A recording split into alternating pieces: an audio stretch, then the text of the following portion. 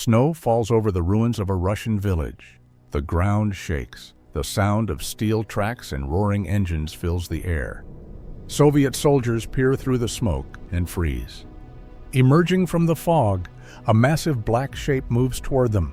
Its armor gleams under the dim light. Its cannon turns slowly, like a hunter locking onto prey. Then thunder. A single shot tears through a T-34 tank as if it were made of paper. This was not just another German tank. It was something else entirely. The Tiger, the Iron Beast of World War II. In 1941, the Wehrmacht stood undefeated. German tanks, the Panzer III and IV, had crushed Europe in a storm of lightning war.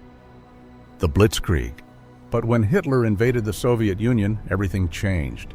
In the summer of 1941, German tank crews met a new enemy, the Soviet T-34 and KV-1.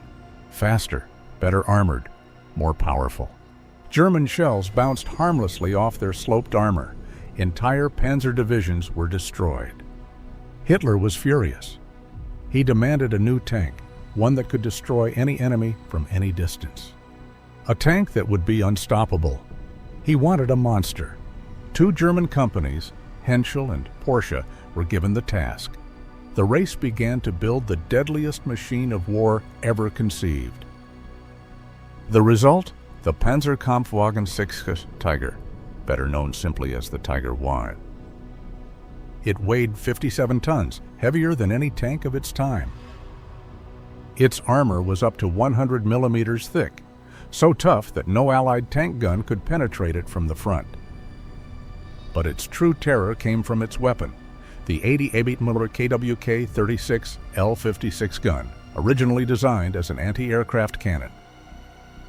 It could destroy enemy tanks over 2 kilometers away, long before they could even fire back. For Allied crews, meeting a Tiger meant death, before they even saw it. The Tiger first entered battle near Leningrad in late 1942. It wasn't perfect. Its engines overheated, its transmission broke, its tracks bogged down in mud. But when it worked, it was unstoppable.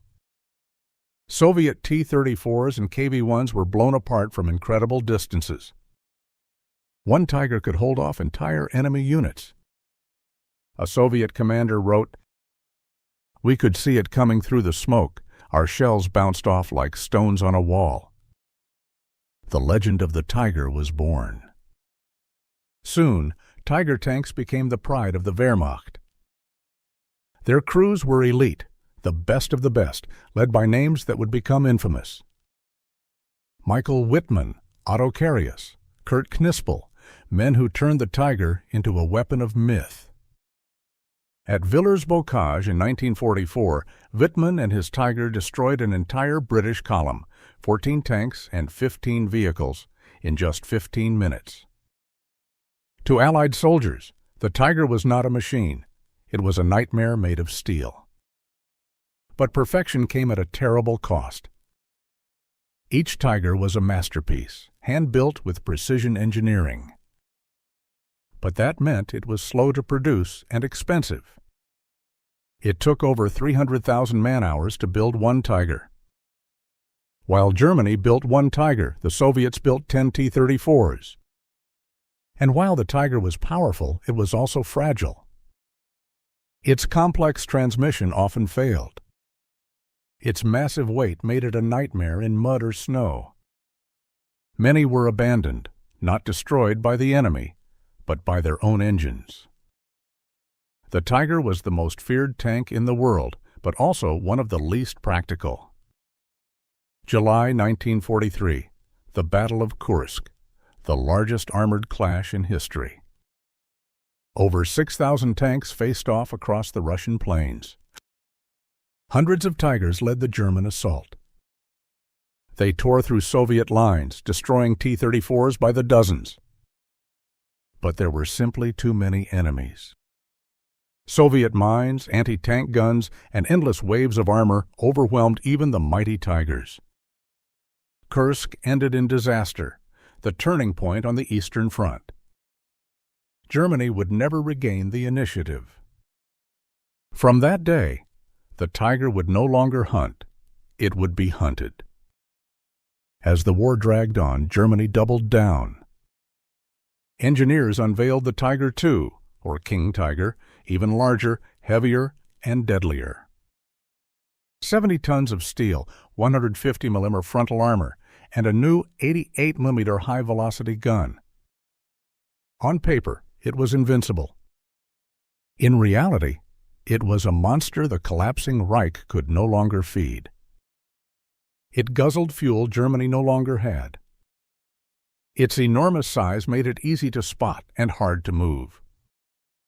Many broke down before reaching the battlefield. The King Tiger was a monument to German engineering and to its own downfall. For Allied soldiers, the Tiger was a psychological weapon as much as a physical one. Pilots were ordered to prioritize them for airstrikes. Tank crews were trained to flank and ambush, never face them head-on. Even hearing the rumble of its engine, the deep growl of the Maybach HL-230, was enough to send panic through the ranks. The Allies built stories around it, myths of indestructibility. And while many of those stories were exaggerated, one thing was true: nothing inspired more fear than the sight of a Tiger on the horizon. By 1945, the Reich was collapsing. The once feared Tigers were running out of fuel, ammo, and spare parts. Some were destroyed by their own crews to avoid capture. Others were left rusting on roadsides, silent and empty. The beast that once ruled the battlefield had devoured itself. Hitler's obsession with wonder weapons, the Tiger, the V-2, the Me-262, had drained Germany's resources and hastened its defeat. After the war, Allied engineers studied captured Tigers with awe. Its gun, optics, and armor layout became the blueprint for post-war tank design, from the British Centurion to the American M48 Patton. Modern main battle tanks with thick armor, long guns, and powerful engines all carry its DNA. Yet no tank since has captured the same aura of terror. The Tiger wasn't just a machine, it was a symbol. A symbol of what happens when brilliance is chained to madness. Today, only a handful of Tigers remain, silent giants in museums, their steel scarred by history. Visitors stand before them, awed by their size, their power, their menace. But behind that steel lies a warning. The Tiger was born from ambition, fueled by fear and destroyed by arrogance. It was a masterpiece of engineering and a monument to failure. The Iron Beast that once ruled the battlefield now stands still, a ghost of a lost empire, a reminder that no weapon, no matter how powerful, can save a cause built on destruction. The Tiger tank, the monster that roared too loud and too late.